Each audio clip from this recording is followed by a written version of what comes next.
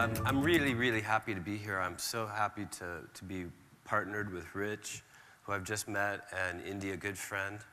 And I also had the fortune to start my first trip in Australia in Byron Bay, so I spent 4 days in Byron Bay.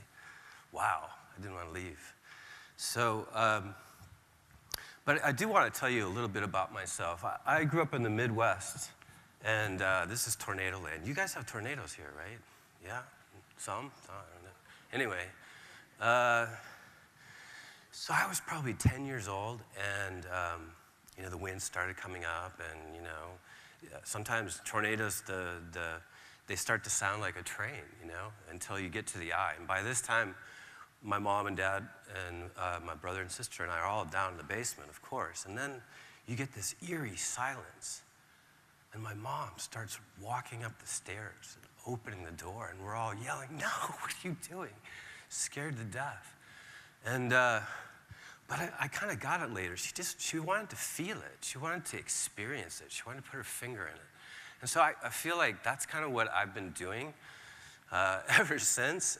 First in Wall Street, seeing in the 80s what was happening there, putting myself in the middle of that beast, and then technology in the 90s and experienced the whole .com thing.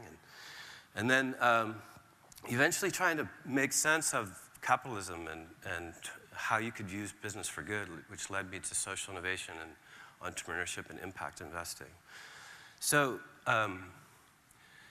if a person lives with integrity, he or she knows her shape. And I began to understand my own shape. Pattern recognition, that sort of thing was really important to me and something that I excelled at.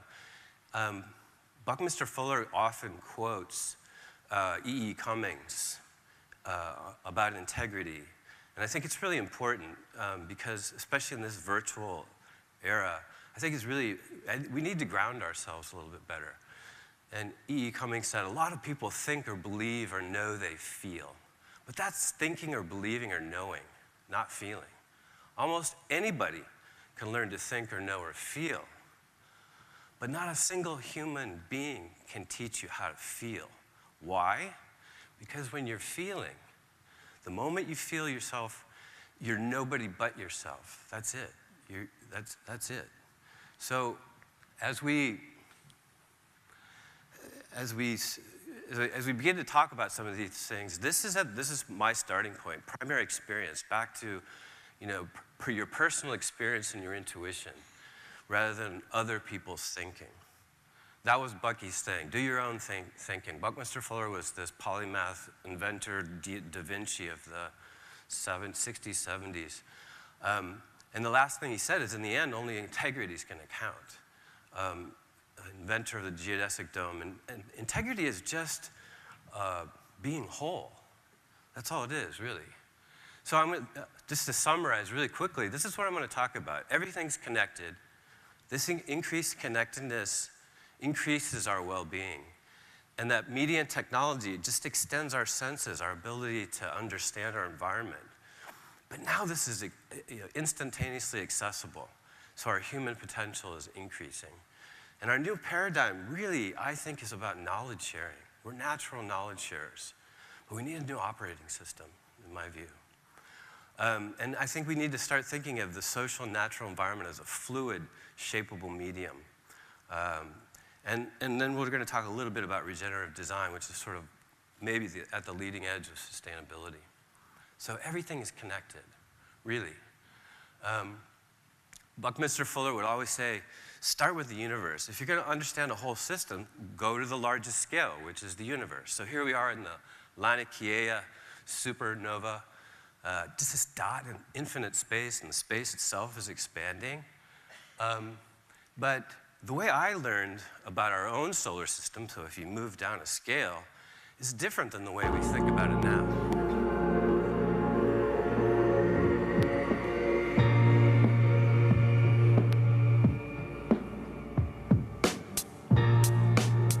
So most of us, this is what I learned in school.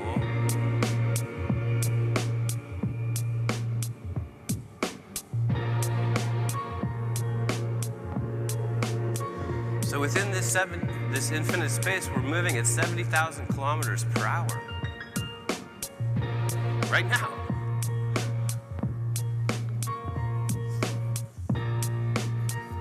The sun is this comet, and we're just this spaceship traveling around it in this perfect environment.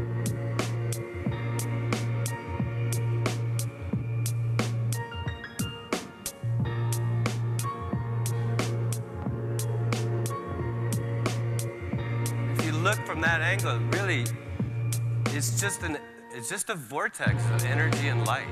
That's what it is. That's at the largest scale. And we see this pattern repeating itself in nature. What a surprise that we would see these. It's all connected. And it's part of a living thing that breathes.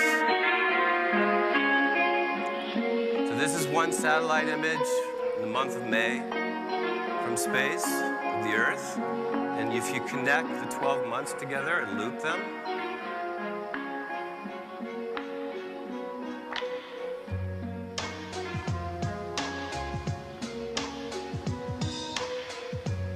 the Earth breathes. You breathe in, and the trees flower, and the plants grow, and the species multiply. Breathe out, and it's winter. And it's eternally regenerative. We do nothing, and this just happens. And so where are we in this scheme of things? So, well, Leonardo da Vinci believed the workings of the human body to be analogous for the workings of the universe, and that humans are really just this experimental initiative of the universe. Like he said, man is not born with legs, but with roots. Man is born with legs, not roots. His principal advantage is mobility. And, that's what we did from the very beginning. We just moved to the rest of the planet. And as hunter and gatherers, yes, information hunters and gatherers and problem solvers. That's our nature. We do it. That's what we've done throughout history. And along the way, we create these amazing tools, beginning with language and the wheel and fire and all these other things. But at the center of it is sharing our adaptive behavior. This is what we do. We die on Facebook or wherever just to come together to share these adaptive behaviors. And we do this through culture. The great Renaissance artist Leonardo da Vinci was born near Florence. Known throughout Europe, he was employed by the King of France late in his life. He died in Amboise in the Loire. Da Vinci is one of over 100,000 notable people whose birthplaces and deathbeds have been mapped in this animation. It's the work of a team led by Maximilian Schich, based at the University of Texas. The team wanted to chart hundreds of years of culture. Births are blue, deaths are red. Let's start in the Far East. This is 17th century Japan, just opening up to the west. Many of these names are Christian missionaries to the country, some persecuted here for their faith. In 19th century Australia, migration from Europe increases the traffic. If you watch this full screen, you might make out some names, among them the infamous bushranger Ned Kelly, born in the 1850s. His father was Irish, transported to Australia for stealing pigs. Back in time now to the Roman Empire. There goes Galen, physician and surgeon, on his way from Greece to settle in Rome. The powerful Roman Empire drew learned people in from all over Europe and beyond. Cultural subcentres began to emerge, like Cordoba in Spain and Paris and Avignon in France.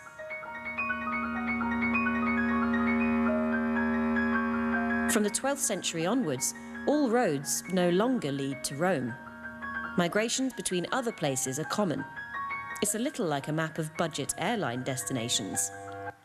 So, as soon as we started to connect ourselves thanks to transportation networks, we naturally gravitated towards centers. Why? Because these cultural centers were where you could learn the most, where you could share the most, understand the predicament of your existence from multiple places on the planet.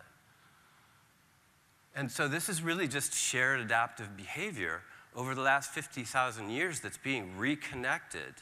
And of course, we're doing that with technology like never before. So there's an integrity that we see as a whole system, that everything is connected, that we see these repeating patterns in nature, a part of a living system, and that we're these information gatherers and problem solvers. And it's our nature. This is our nature.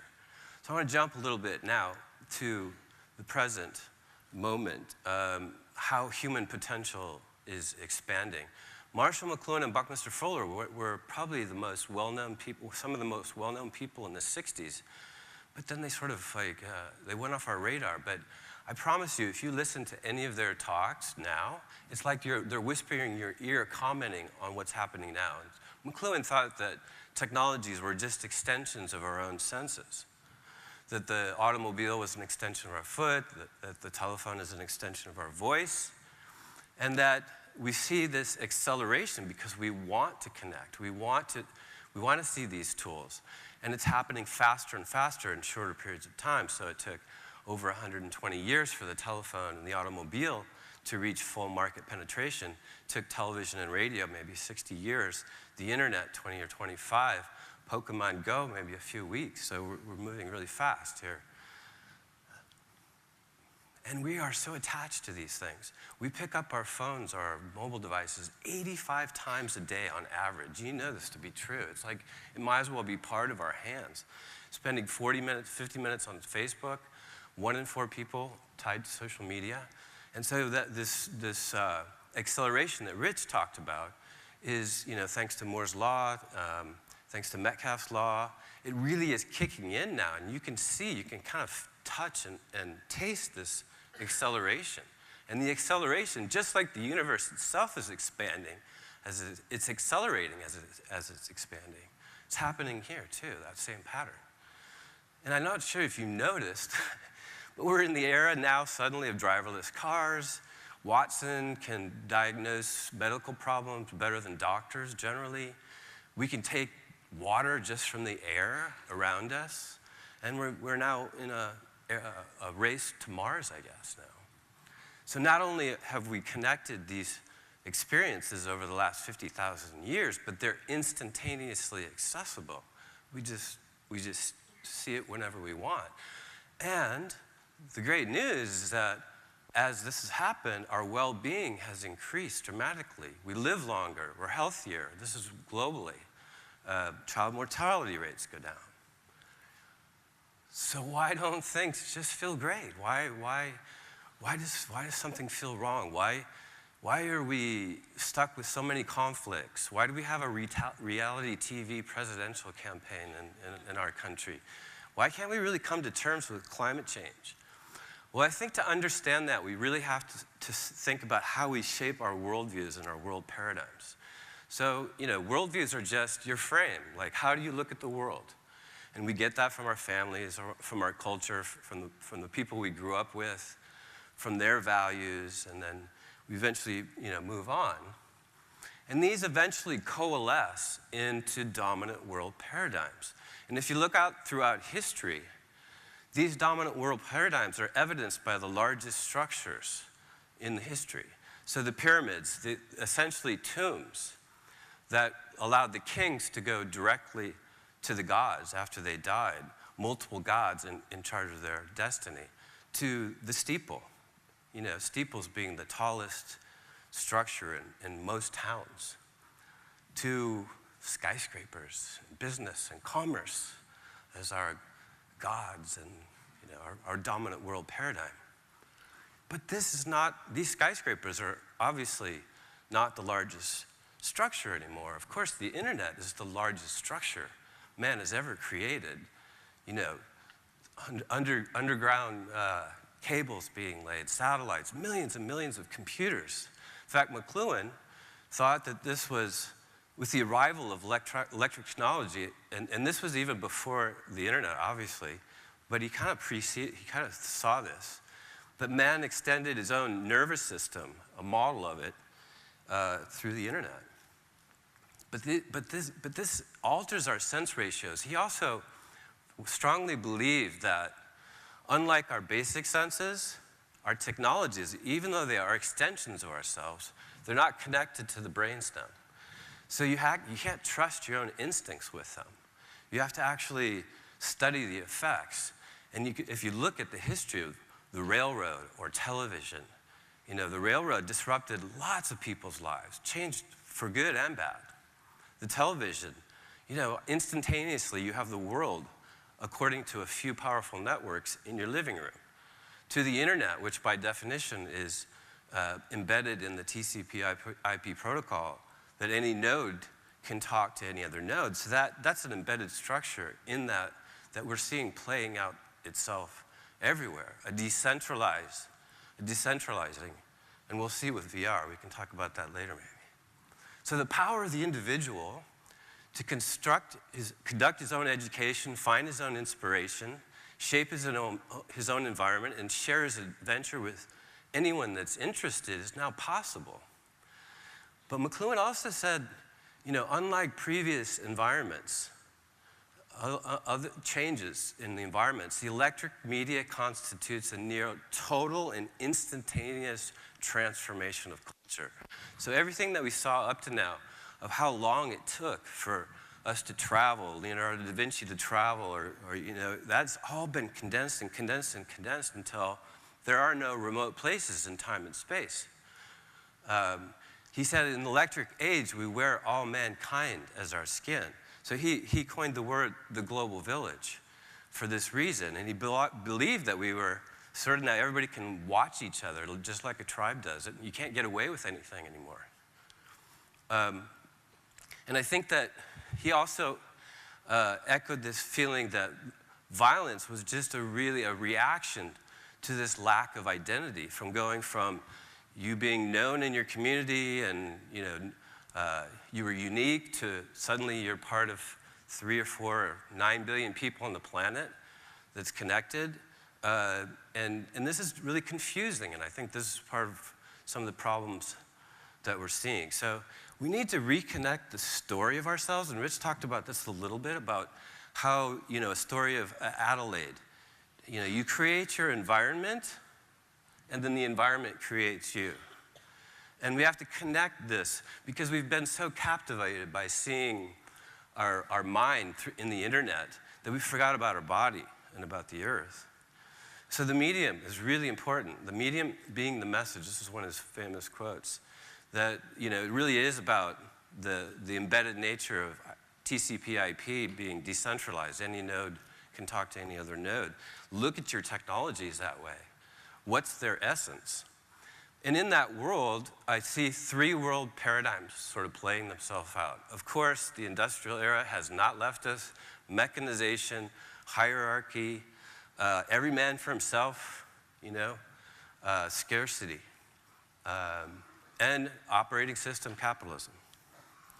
To this new world that I think we have the capacity to reach, which is a knowledge-sharing based paradigm where we're part of this living system. And we fully recognize that where we are in the universe and that we're deeply connected to that. But we need a new operating system. So in the meantime, we're making some great steps in that direction. So starting with open source, Creative Commons licensing, social entrepreneurship, impact investing, and the sharing economy. Except that, Uber and Airbnb, the fruits of that productivity are still held by very few people. The majority of it are still being held by few people. So discovery and knowledge sharing is, I believe, the new dominant paradigm, but the operating system needs to change.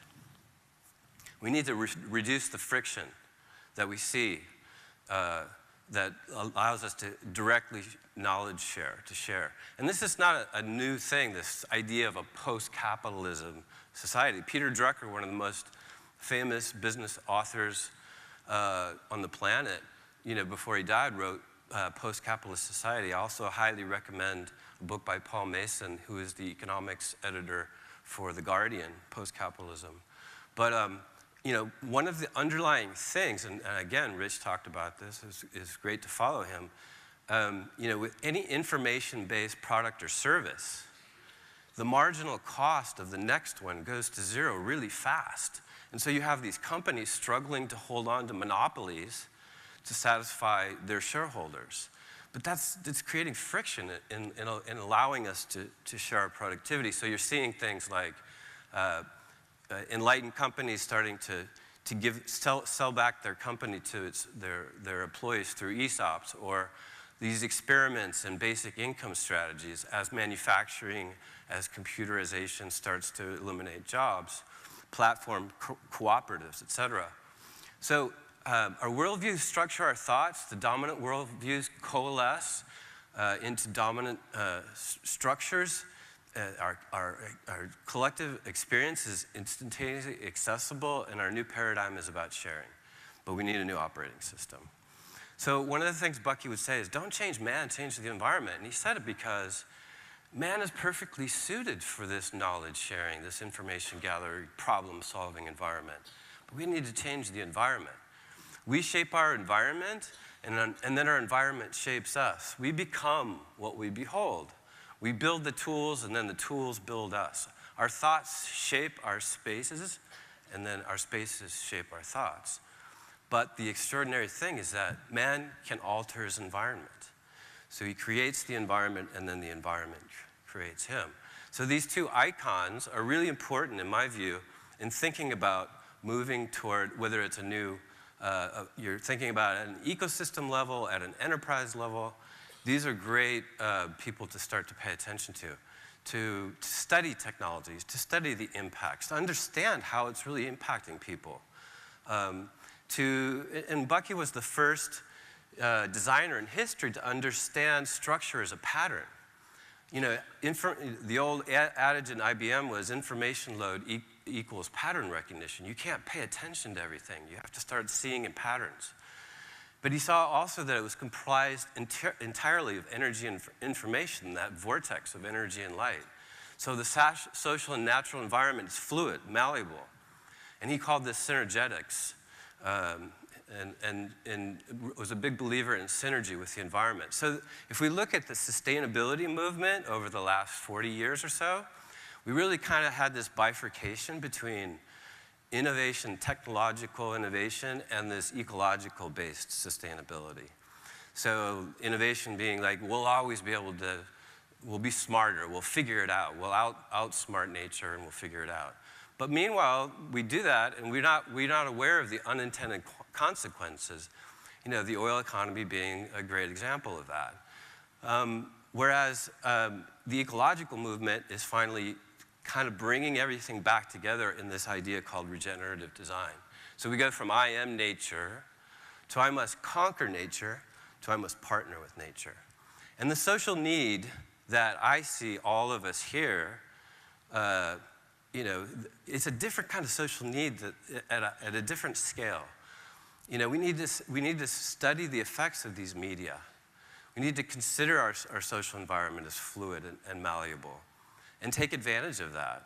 We need to build bridges between this existing paradigm, this existing operating system that we have, to the new one.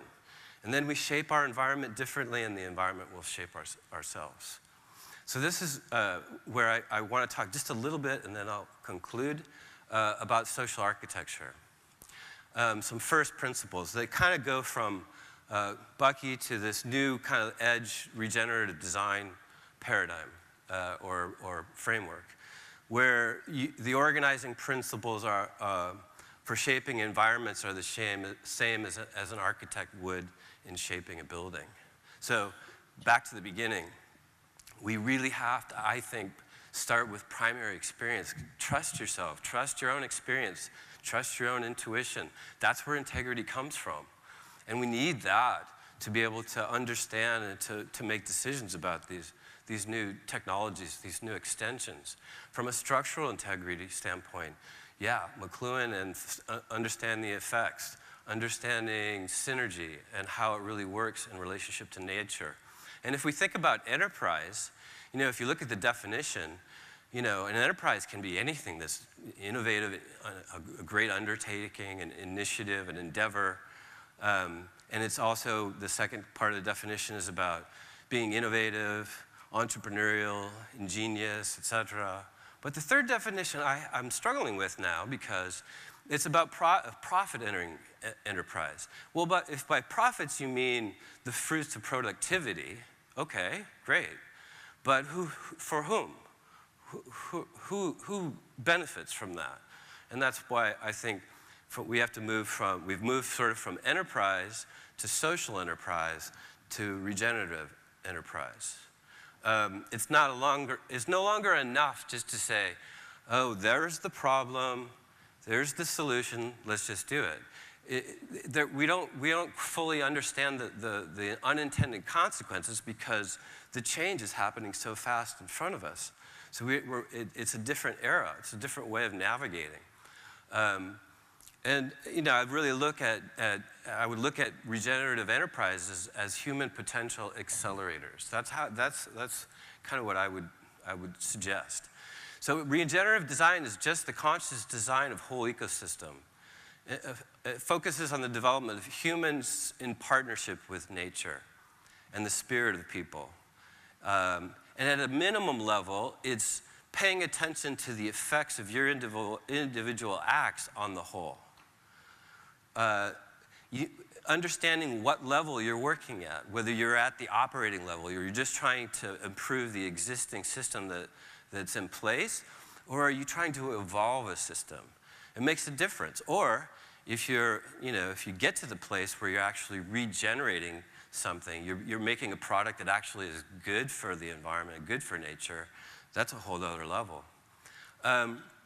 This is really important. I think rather than this problem-solution mentality, working from a place of potential, like you would with a child.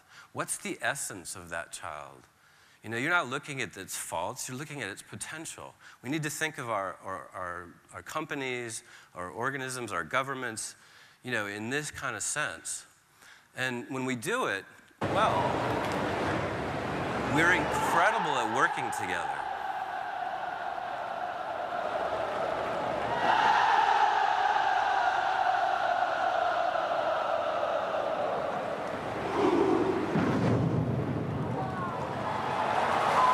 This was the opening ceremony for the 2008 Olympics in Beijing.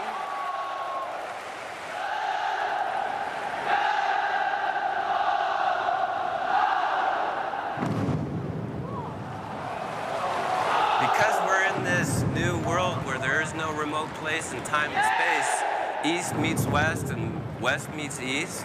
West always thinking about the goal, and the East all about the process and the ritual.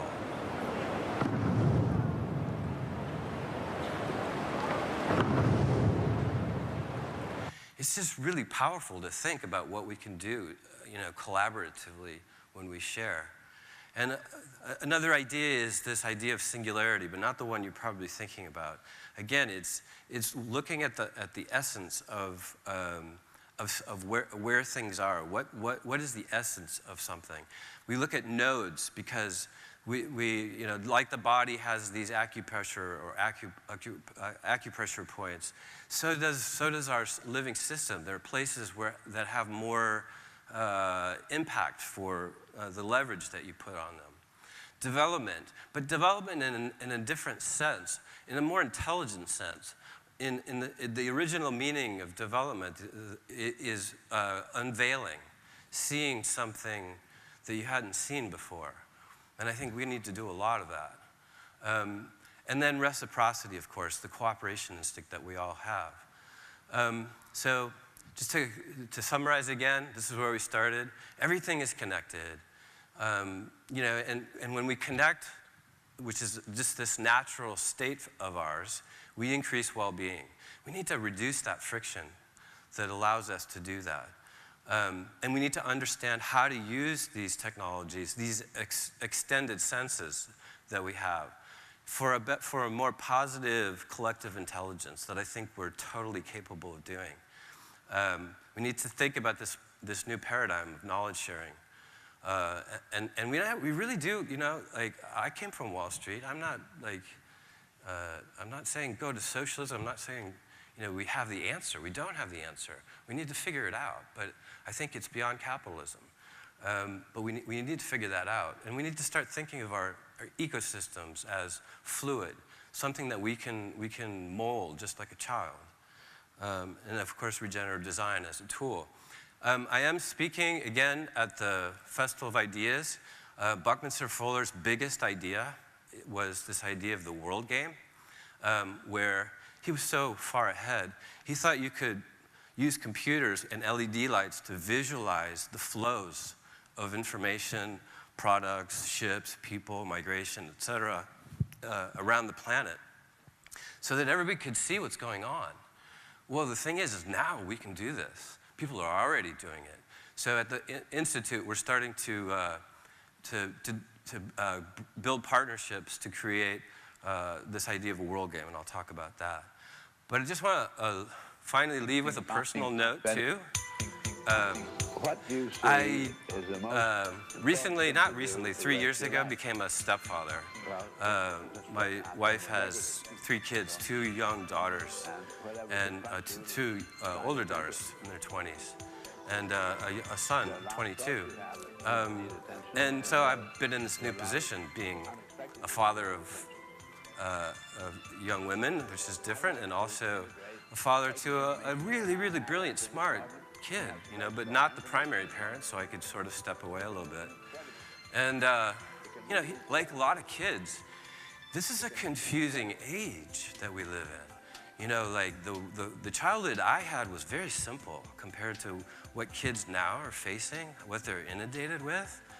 So it's not surprising that they're going to run into obstacles. So, you know, my stepson started to, you know, run into problems and like just couldn't get it together. And so I sort of acted like that light tower in Byron Bay, which was a great place to land and experience. I just tried to be like this, you know, this light that said, you're creative, you're intelligent, you're gonna do great, you know? Because I could do that. I wasn't the primary parent. Maybe that made it easier. But well, you know, like a month ago, he declared himself an artist and a musician, and this is his music and his images, and you know, I think we all need to. It'd be great if we all could kind of do something kind of like that in anything that we're involved in. So thank you very much.